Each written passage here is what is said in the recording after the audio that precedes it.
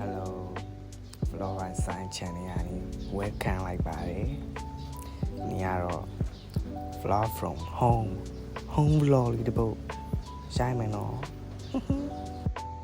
ဒီတော့လောက်တာတော့ရုံနဲ့ဆော့ကွီကွီကွီကွီကွီကွီရန်လိမ့်ပါအဲ့လိုပဲ။အမိုးလေးတော့ရေခဲရေတောက်မဲဆိုပြီးတော့ရေတောက်တယ်။ကျွီးကူပိတ်ရေရမရှိတော့အမေစုမှာဆိုရေမထည့်ပဲရေကလေးတိုင်းပြန်ထည့်ပတ်နင်းစားမယ်ဆိုပြီးတော့ဖွင့်ကြည့်ရဲငါဟင်းတွေးလို့ပြန်ဟုတ်လိုက်ပါတယ်ဟုတ်ကဲ့ပြောစရာကြီး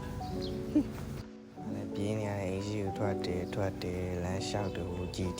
ရဲလမ်းလျှောက်နေအဖိုးတွေ့တယ်ဒီနေ့ကတော့ဒီလောက်ပါပဲအားလုံးကျေးဇူးပါ